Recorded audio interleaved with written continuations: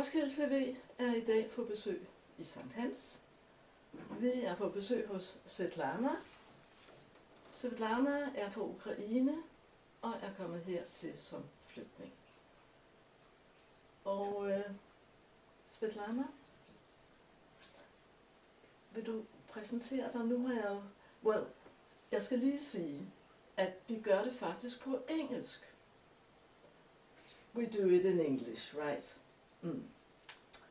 So, would you be so kind as to present yourself? Hej, jeg kan tale dansk, men jeg er mere sikker på, når jeg taler engelsk, så jeg skal tale engelsk i dag. I'm Svitlana, as you have already heard, and I'm from Ukraine. I came here 3 years ago, and now I am living in Roskilde, in Sankt Hans. Yeah. 3 years ago. 3 years ago. So, leaving home has been 3 years ago. Could you tell me something about how was that leaving? How was it to leave Ukraine and your place where you came from? I came from a beautiful place, and I lived in a southern part of Ukraine. You see, it is a big city. It was a big city, 500,000 people, and now it is quite probably 200 or 300 of million. Half of million it was. Half of million population, and now it is only 2,000 or 3,000 people there. It is a beautiful city, and it reminds me. I can imagine I am at home when I look at Roskilde Fjord because we have the same. Lots of water everywhere. The city is situated on peninsula, and it is wonderful. So my life, probably I am a little bit idealizing my life now, but I was absolutely happy being at home, and none of us even could imagine that these awful things, this war, will start. So it was a bit of shock for us, when it started. Nobody believed, though, as I understand now, all the Europe was ready that it can start, and it would start. But we didn't believe. No, exactly. Yeah. But what made you leave?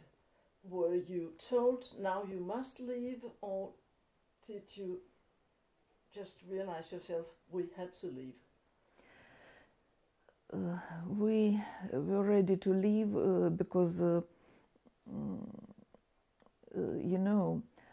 our history, our relationships with Russia, I mean Ukrainian and Russian relationships, are full of dramatic events which are almost unknown to other world. And their common policy is to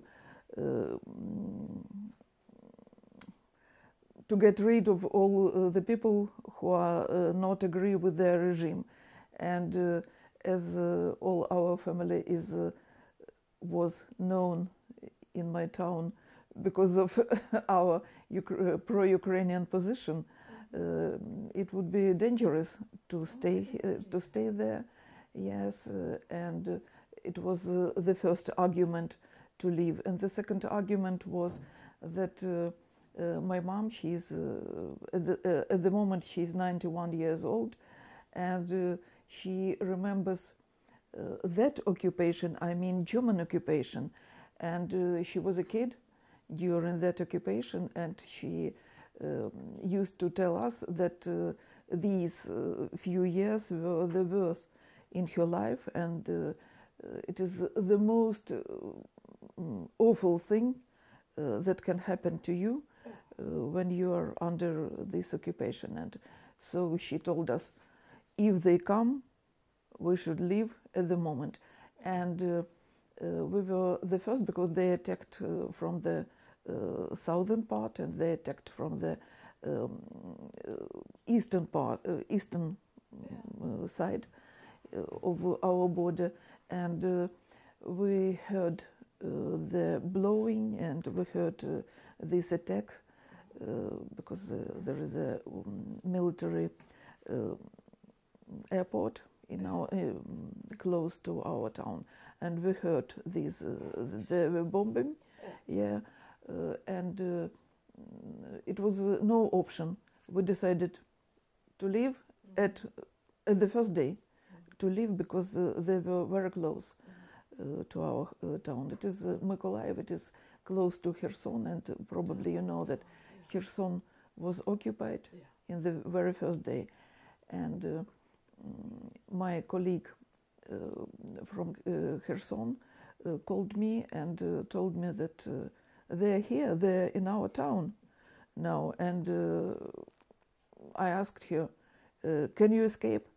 She answered no. And but she survived. Luckily she survived, But did she escape? She stays in Kherson now. After it was deoccupied, Yeah, exactly. A bus, or how did you actually get out of Ukraine? It was a long way, very long way, because we escaped together with my daughter, and with her kid. The kid was 11 months old, and so our men drove us out of the town, and they helped us to come to western part of Ukraine, and we stayed there for some time, because all of us, if to be honest, everyone believed that it's just for 2 weeks, for 3 weeks, and it will end. And nobody waited, nobody knew that it will be for years. And so we stayed in the western part for some time, and my second daughter, who lives here in Denmark, in Roskilde, together with her family and her son. Hello, Peter. I mentioned your name as you asked me. And she called us every day, and she persuaded us to come to Denmark, because it is dangerous. It was dangerous even in the western part, and at last we decided to go, and we arrived the next day after the SL1 was adopted. Special law. I mean, it is a special law for Ukrainian flygtninges, Ukrainian refugees, and it was adopted on March 17, and we arrived in March 18. What was that law about? It is about Ukrainian refugees, to give them a shelter here in Denmark, and we are grateful to Denmark. I can't express how we are grateful to Denmark, because this law gives us all the rights, except political rights, but all other rights which Danish people have. And I felt it on myself, because at the very beginning, as I arrived, in 10 days after coming, I broke my leg, and I got to hospital. It was in Copenhagen, and they fixed my leg, and now I'm okay, absolutely okay. Yeah, and it was a kind of surprise, but very pleasant surprise and very pleasant experience. Despite all the pain, I was surprised because I experienced so positive attitude, so heartly attitude, and during my staying there. I mean, you were leaving. What thoughts did you have? I had a wonderful experience of reflecting on my own feelings and my own thoughts at the moment, and I made some psychological conclusions. I mean that I was surprised, but I didn't feel anything. It was absolutely empty head, absolutely empty. It was. I was deprived of all emotions, and I was calm, and it was a little bit surprise for me. Yes. Yeah, why I'm not anxious? Why I'm not? I cannot think about the past. I cannot think about the future. I comprehend only the present moment and nothing more. And my plans are for the next few minutes, no longer. And I couldn't think about my future. It was absolutely, legal. Yeah, legal. You didn't care about it. When did the thoughts come back? And what made them come back? Probably when we arrived at the place, when we arrived to Denmark, and the driver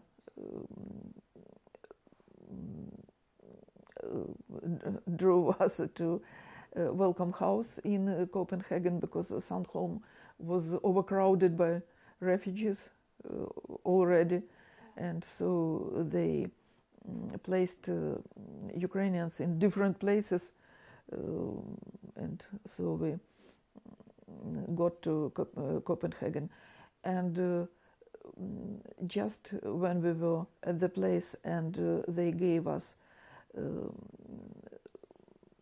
accommodation, I began to comprehend the reality. Yeah, it's me.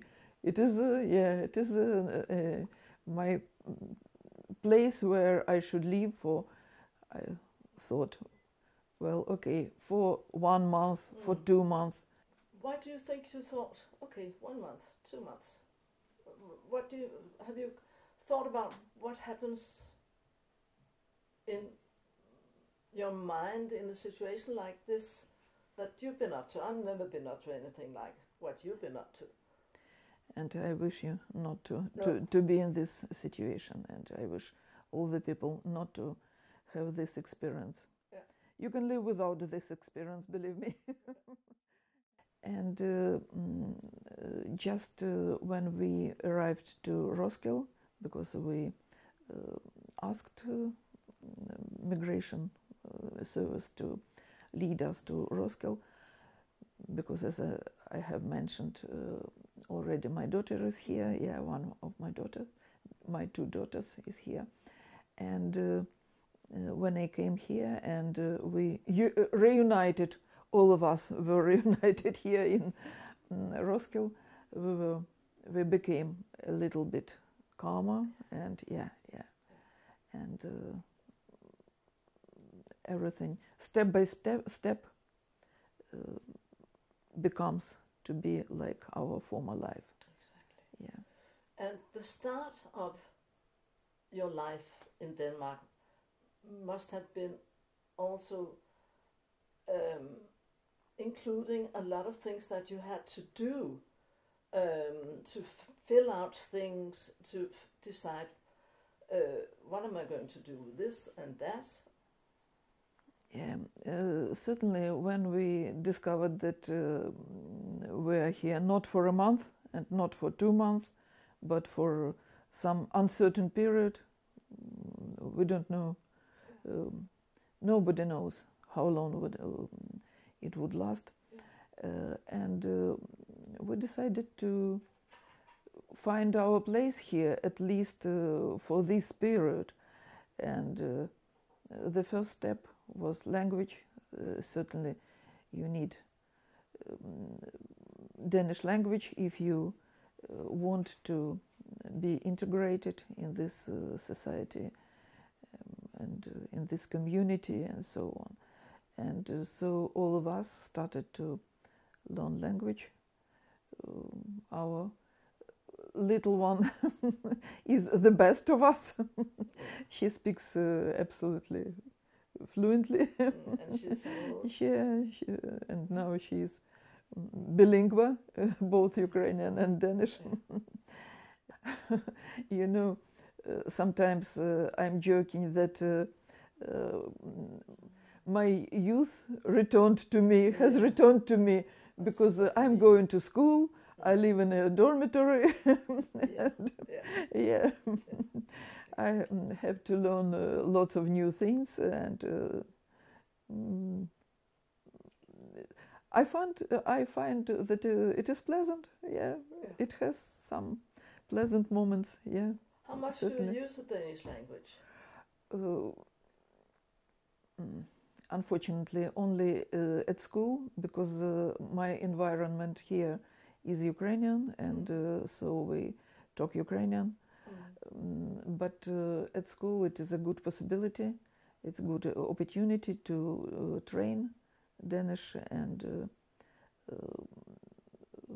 though I have finished the language school, I continue to study it with volunteers, with volunteers here on Villa, and thank you everybody. Niels, Kirsten, thank you. And with our volunteer, he is Ukrainian by nationality, but he is living here for almost 50 years, Vladimir. And they all, we train Danish with them, and I'm grateful. Yeah, I try to read a lot, and I understand almost all the text. I'm reading fiction and newspapers and so on. But I understand almost everything without dictionary, but it is still a bit challenging for me to pronounce, because you know Danish pronunciation is a specific one. I try to use Danish in everyday situations as much as possible, because I understand that though they understand English, and almost all of Danish people understand English, but nevertheless I should speak Danish if I'm here. Yeah. But when you say daily situations, what would daily situations be like? Could you give some examples of that? I mean, when I communicate with people, for example, in supermarkets or in a hospital or in transport or so on, I try to speak Danish, and I try to help our people, and all of them know my phone number, and they call, can you translate me? Can you translate me? I should to doctor today, for example. And I help them, and it's a good training for me. Yes, it's a good training for you, but also I think it's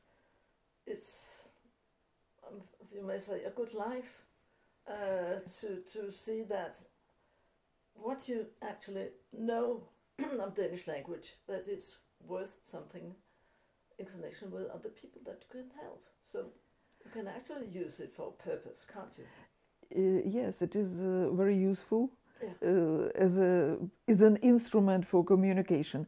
But besides, But besides, I enjoy learning language because it is really, it is wonderful. Yeah, yeah, really. And you know, there are lots of similarities with our language. I mean, the construction of words and so on. And what about contact to family members who are not here, like your daughters, for instance, your granddaughter?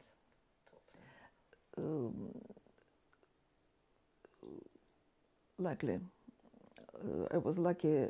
All my relatives, close relatives, are here. My family members are here, but I left my friends there, and they are close friends, my close friends, and we continue to communicate with them. We are speaking with them 4 or 5 times a week, for example, Yeah. and yeah. And that's okay. I'm aware about all the things that they experience, and they has the same, can say the same about me. Yeah. Now, a difficult question, Yeah. but I'll ask it. When will you be back in Ukraine? The answer would be ambivalent.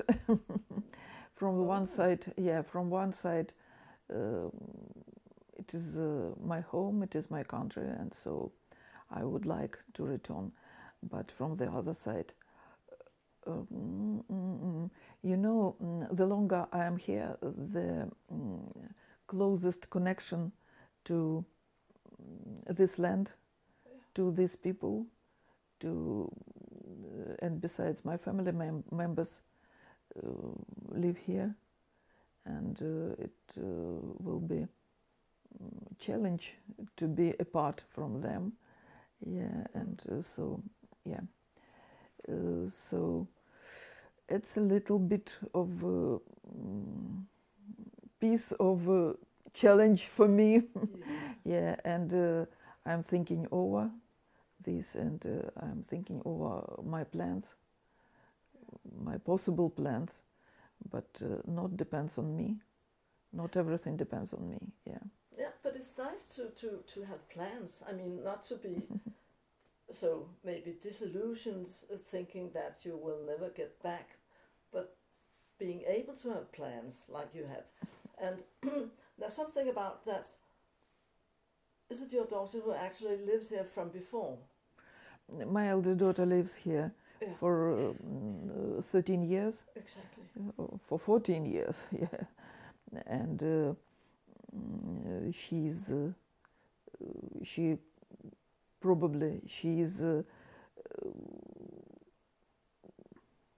not more Danish than Ukrainian at the moment. She's still Ukrainian, but she's much of Danish already. And her son is a Danish boy, absolutely Danish boy. He doesn't speak Ukrainian. He speaks Danish, English, German, but not Ukrainian. And as for the youngest daughter, she's working at the moment, and she plans to stay here because she has a good work, good job here. And she was lucky to find a job according to her profession in Ukraine, so that's okay for her. Yeah. And that's why I have some tvivl. Yeah, no, tvivl. Yeah. So more tvivl than other Ukrainians who had to flee the country? Do you think it's like that for you? That you have some more doubt because you have these connections to daughters who have connections which are very strong to Denmark? You know, as far as I'm concerned about other people, for example, I can compare my own feelings and thoughts with others' ones. And when I ask people, usually those who have connections, the same connections as mine, I mean, who have children, who has children here, for example. And there are lots of our people who have children and grandchildren here, or other relatives here, brothers, sisters who lives here for several years, for example. And from before the war. Yeah, before the war. Yeah, quite precise. And certainly they prefer to stay here. But other people are in doubt because they have different circumstances. For example, my neighbor is from the occupied territory, and this territory, judging from the former events, this territory will become Russian territory, and she has no place to return to, and that's why she trying to stay here. I mean, yeah. But other people who I know, especially old people, I mean, pensionists and so on, they are dreaming about returning, because it is difficult for them. They cannot, you see, cannot learn language. It is difficult for them. For example, they cannot communicate, and they feel very inconvenient. They feel inconvenient? I mean, because they cannot communicate in the full-scale communication is not available for them. I mean that one. So they are very dependent on everybody. Yeah. And that's the difference. Yeah. Not nice to be dependent so much on other people. Yeah. Well, I wish you the best of future for you. Thank you. And for your family, and, well, of course, for everybody. Thank you. I think it's been very, very, very nice experience to speak to you. And I hope for the best for you and your family. Thank you. So, thank you. And I wish you good luck, and thank you for your program and for these ideas. And they are very special for us. I mean, det håber jeg. Så jeg vil også slutte med at sige det på dansk, at jeg håber også, det vil gøre en forskel for jer. Ja, det er.